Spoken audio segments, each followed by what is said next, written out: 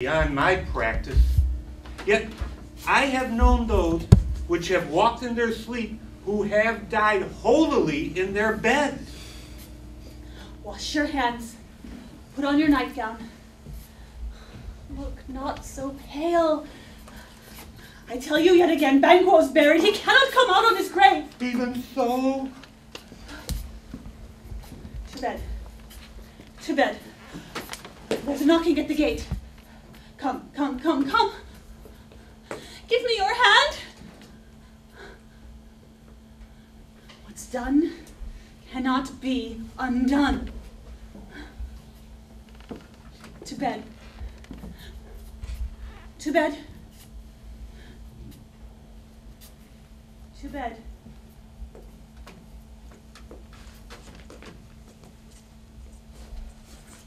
Will she go down to bed? Directly. Foul whisperings are abroad. Unnatural deeds do breed unnatural troubles. Infected minds to their deaf pillows will discharge their secrets. More needs she the divine than the physician. God forgive us all. Look after her. Remove from her the means of all annoyance and still keep eyes upon her. So, good night. My mind she has made it and amazed my sight. I think, but dare not speak. Good night, good doctor.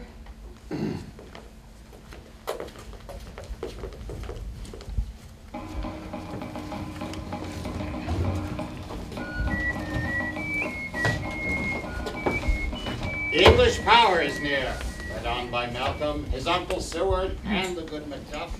Revenge is burning them, for their dear causes would, to the bleeding and the grim alarm, excite the mortified man. Near Burnham Wood shall we well meet them. That way are they coming. Who knows if Donald may be with his brother? For certain he is not, sir. I have a file of all the gentry. There is Seward's son, and many unruffed youths that even now protest their first of manhood. What does the tyrant? Great Dunsinane he strongly fortifies. Some say he's mad. Others that lesser hate him do call it valiant fury. But for certain, he cannot buckle his distempered cause within the belt of rule. Now does he feel his secret murder sticking on his hands. Now minutely revolts, upbraid his faith breach. Those he commands move only in command, nothing in love. Yes. Now does he feel his title hang loose about him, like a giant's robe upon a dwarfish thief. But then who shall blame his pestered senses to recoil and start, when all that is within him does protest itself to be there? Well, march we on to give obedience where 'tis truly owed. Meet we the medicine of the sickly wheel, and with him pour we in our country's purge, each drop of us. For so much as it needs to do the sovereign flower and drown the weeds. Make we our march towards Burnham.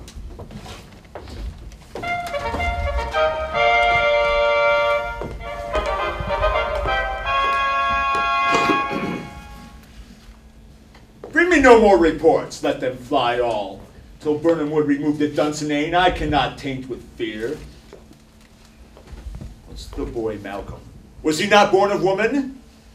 The spirits that know all the mortal consequence have pronounced me thus. Fear not, Macbeth, no man born of woman shall e'er have power upon thee. Then fly, false thanes, and mingle with the English epicures. The mind I sway by and the heart I bear shall never sag with doubt nor shake with fear. The devil damn thee, black, thou cream-faced moon! Where gotst thou that goose look? 'Tis 10,000 Geese, villain? soldiers, sir.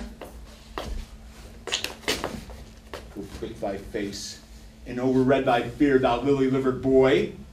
What soldiers, Patch? Death of thy soul, those linen sheiks of thine are counselors to fear. What soldiers, Wayface? The English force, so please you? Take thy face hence. Satan! I am sick of heart when I behold. Satan, I say! This push shall cheer me ever, or to seek me now. I have lived long enough. My way of life is fallen into the sear, the yellow leaf, and all that which would accompany old age is honor, love, obedience, troops of friends I must not look to have, but in their stead, curses. Not loud, but deep, mouth honor and breath, which the poor heart would fain deny, and fear not. Satan! What is your grace's pleasure? What news more? All is confirmed, my lord, which was reported. I'll fight till from my bones my flesh be hacked. Give me mine armor. Tis not needed. I'll put it on! Send out more horses, scour the country round. Hang those that talk of fear. Give me mine armor. How does your patient, doctor? Not so sick, my lord, as she is troubled with thick-coming fancies that keep her from her rest. Cure her of that. Canst thou not minister to a mind diseased? Pluck from the memory a rooted sorrow? Raise out the written troubles of the brain, and with some sweet and oblivious antidote, cleanse the stuff bosom of the perilous stuff which weighs upon the heart. Therein the patient must minister to himself. No physic to the dogs, thou none of it. Come, put mine armor on. Give me my staff. Seaton, send out. Doctor, the thanes fly from me. Come, sir, dispatch. Thou couldst, doctor, cast the water of my land, find her disease, and purge it to a sound and pristine health. I would applaud thee to the very echo that should applaud again. Pull it off, I say. What rhubarb cyme or what purgative drug would scour these English hands? Hearest thou of them? Aye, my good lord. Your royal preparation makes us hear something. Come, bring it after me. I will not be afraid of death and bane, till Burnham Forest do come to Dunsinane. Were I from Dunsinane away and clear, profit again should hardly draw me here.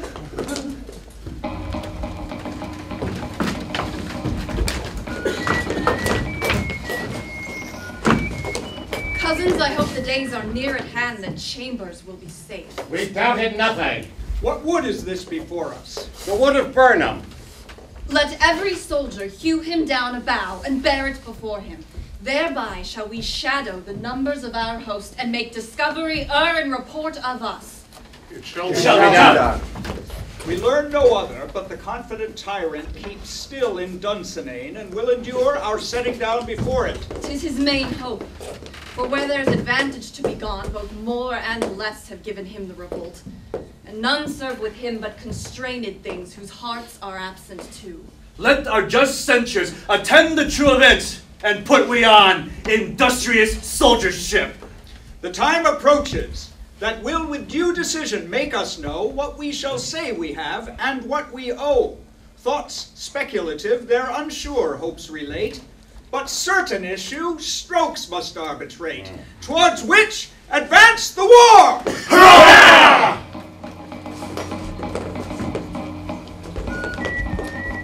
Hang our banners on the outward walls. The cry is still they come. Here our castle strength would laugh a siege to scorn. And here may they lie till famine and the ague eat them up. Were they not forced by those that should be ours, we might have met them deerful and beat them backward. What is that noise? It is the cry of women, my good lord.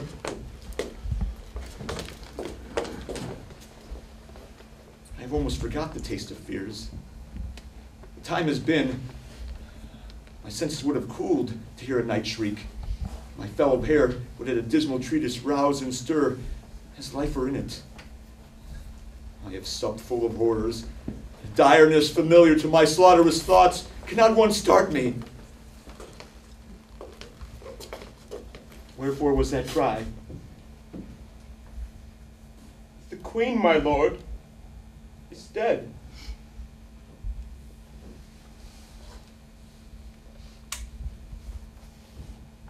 should have died hereafter. There would have been time for such a word.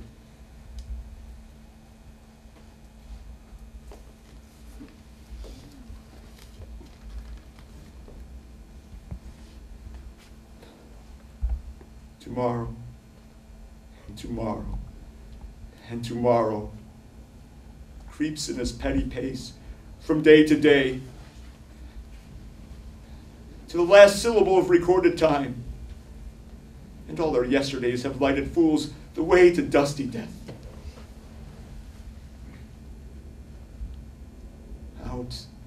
Out, brief candle. Life's but a walking shadow, a poor player that struts and frets his hour upon the stage and then is heard no more. It is a tale told by an idiot, full of sound and fury, signifying nothing.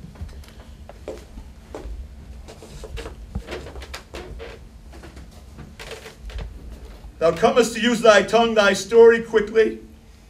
Gracious my lord, I should report that which I say I saw, but I know not how to do it. Well, say, sir. As I did stand my watch upon the hill, I looked toward Burnham, and anon methought the wood began to move. Liar and slave! Let me endure your wrath, if it be not so.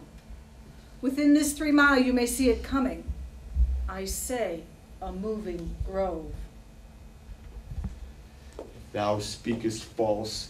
Upon the next tree shalt thou hang alive, till famine cling thee. Thy speech be sooth. I care not if thou dost for me as much.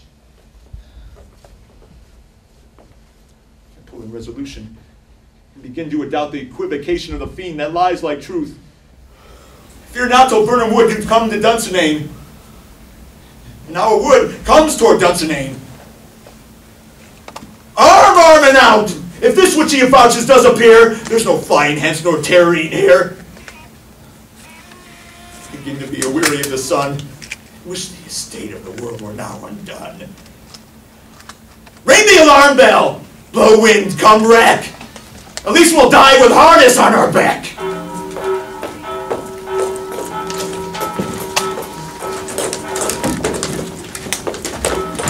Now near enough your leafy screens throw down and show like those you are. You, worthy uncle, shall with my cousin, your right noble son, lead our first battle. Worthy Macduff and we shall take upon us what else remains to do according to our order. Fare you well. Do we but find the tyrant's power tonight, let us be beaten if we cannot fight. Make all our trumpets speak, give them all breath, those clamorous harbingers of blood and death.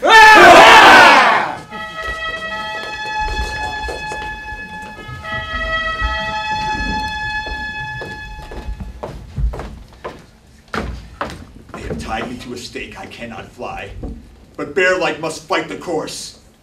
What's he that was not born of woman? Such a one am I to fear or none. What is thy name? Thou'lt be afraid to hear it. No, though thou call'st thyself a hotter name than any is in hell. My name's Macbeth. The devil himself could not pronounce a title more hateful to mine ear. No, nor more fearful. Thou liest, abhorred tyrant, and with my sword I'll prove the lie thou speakst.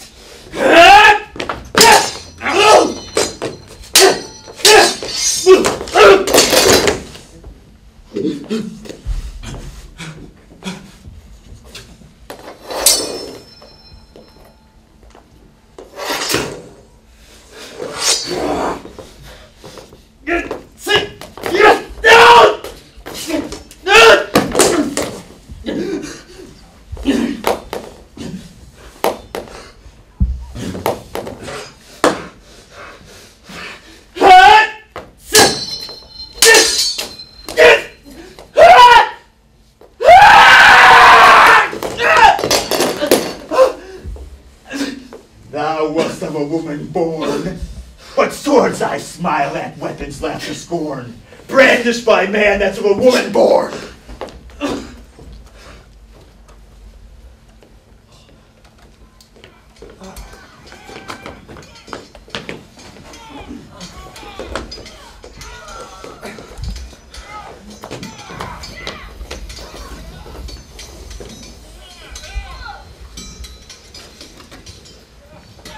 That's where the noise is.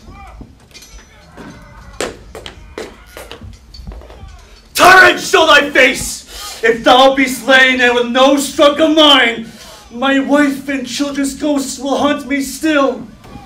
I cannot strike at wretched kerns whose arms are hired to bear their staves. Either thou, Macbeth, or else my sword with an unbattered edge I sheath again undeeded. There thou shouldst be. By this great platter, one of the greatest note seems bruited. Let me find fortune, and more I beg not.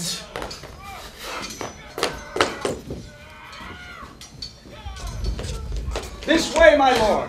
The castle's gently rendered. The tyrant's people on both sides do fight. The noble thanes do bravely in the war.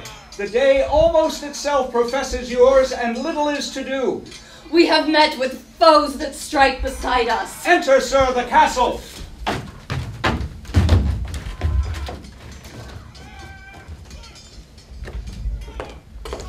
Why should I play the Roman fool and die on my own sword?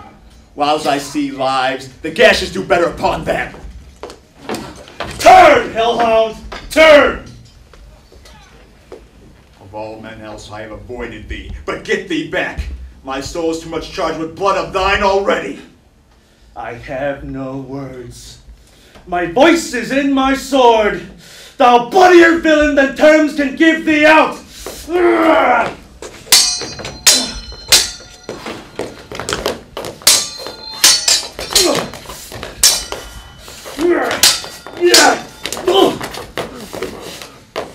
Thou losest labor.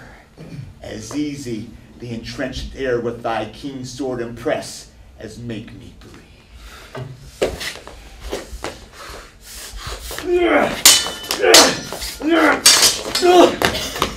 Let fall thy blade on vulnerable crests.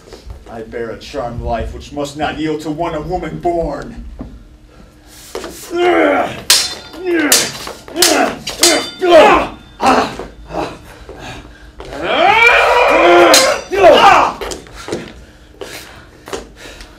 Spare thy charm, and let the angel whom thou still hast served tell thee, Macduff was from his mother's womb untimely ripped.